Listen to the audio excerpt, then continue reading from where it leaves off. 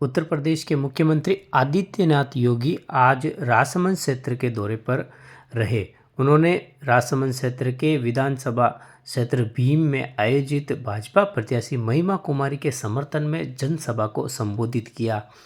इस दौरान कैबिनेट मंत्री अविनाश गहलोत, डेगाना विधायक अजय सिंह किलक, मेड़ता विधायक लक्ष्मण राम कलरू, ब्यावर विधायक शंकर सिंह, भीम विधायक हरि सिंह रावत, कुंभलगढ़ विधायक सुरेंद्र सिंह राठौड़, राजसमंद विधायक दीप्ति महेश्वरी, प्रभारी और पूर्व सांसद पुष्प जैन सहित भाजपा पार्टी के पदाधिकारी, समर्थक, जनप्रतिनिधि, कार्यकर्ता व आमजन मौजूद रहे। इस अवसर पर आदित्यनाथ योगी ने कहा कि कर सकती है। याद करिए, महाराणा प्रताप के साथ वीर योद्धा के रूप में यहाँ के भील और मीणाओं ने भी पूरी मजबूती के साथ उस लड़ाई को आगे बढ़ाने का काम किया था।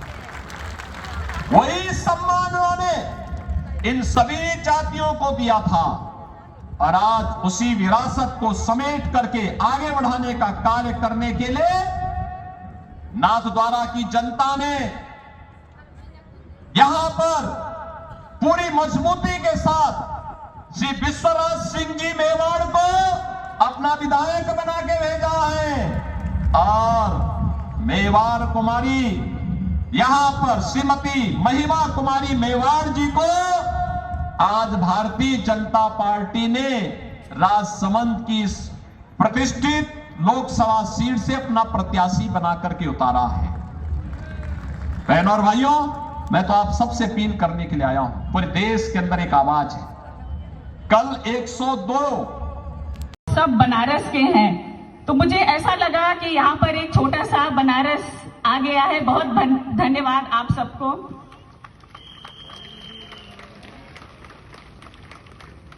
काशी से मैं कैलाशपुरी आई।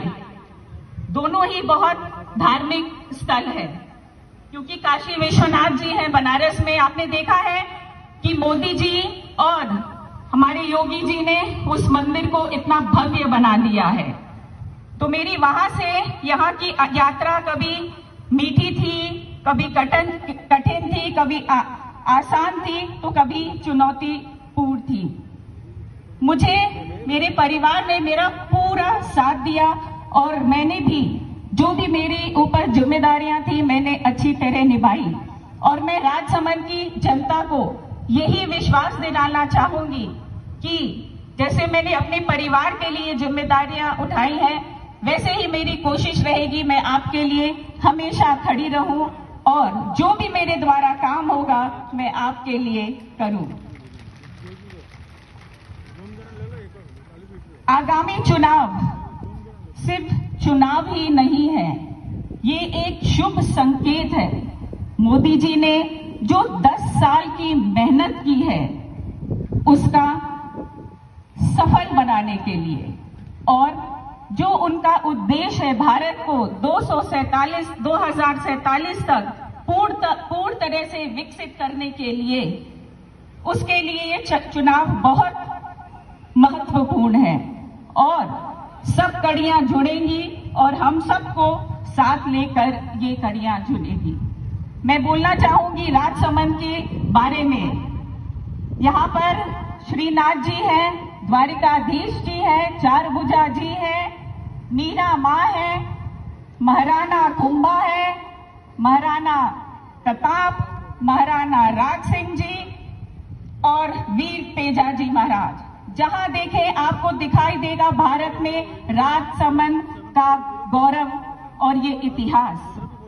और यहाँ पर राजसमंद में दिवेर भी है जो हमको बताता है महाराणा प्रताप की सत्य की विजय।